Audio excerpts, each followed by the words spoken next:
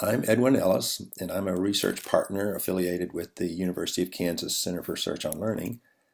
And in this video, we're going to be focusing on the Event Inferences DVT, which is part of the Differentiated Visual Tools for Strategic Instruction in Literature that was designed for grades 6 through 8. The Event Inferences DVT is really designed to address specific Common Core standards associated with reading literature. For example, cite textual evidence to support analysis of what the text says explicitly, as well as inferences drawn from text. So I'm going to unpack this visual to explain how it works, and then we'll look at some instructional tips for using it. We'll start with a story or a chapter from a story, and then what we're going to do is summarize an important event that happened in the story or chapter. We'll identify specific evidence from the text, for example, words the author used to describe part of the event. Then what we'll do is note inferences, in other words, ideas that might also be true about this part of the event, but the author didn't tell. And then we'll explain why we think those inferences might be true.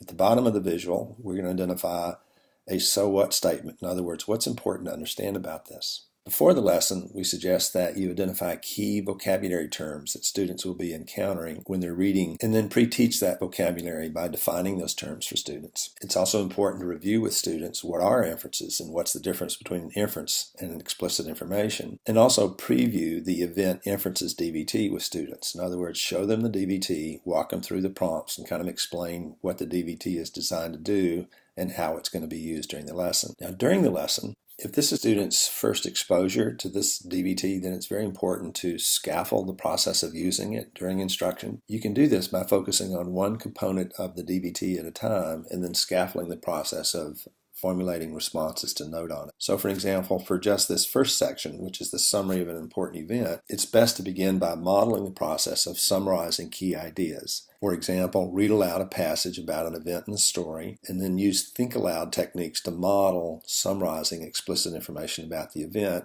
and then model taking notes on the DVT. Then in the next section, where we start identifying text evidence, we're going to continue with the I do it, and then we're going to gradually shift into a we do it approach. During the we do it, what we'll do is again read aloud a passage, and then with students identify key phrases. Then for the next section of the story, which is identifying the text evidence or words that author used to describe part of the event, we'll start using we do it tactics, which is basically prompting students and guiding their responses as you together co-construct the ideas to note on the visual. So with students, what we'll do is identify key phrases from the text and then practice creating summary statements and then noting them on the DVT. For the remainder of this section, what we'll do is shift to a y'all do it, which is basically a peer-assisted practice. So students working in pairs will identify additional words or phrases about the event and summarize them and note them on the DVT. So essentially for the first half of this, we're going to be doing it together with students, and the second half we'll have students work in pairs to finish this section of the DVT.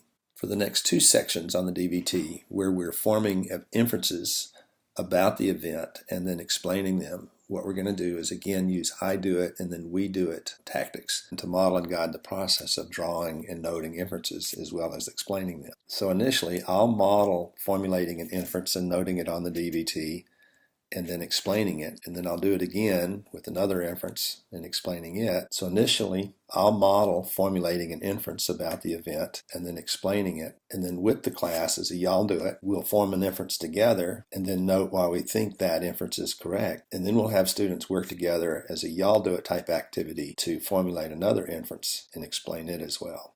A powerful thing you can do at the end of the lesson is have students form pairs and then use their notes on the DVT to actually practice verbally explaining the information on it.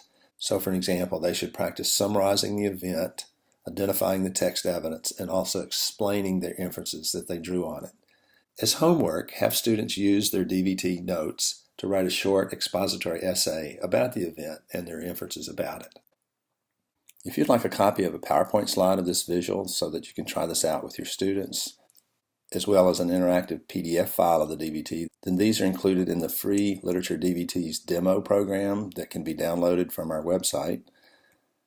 If you're interested in purchasing the entire software, then CDs and immediate download of it are also available at our website, and that's makessensestrategies.com.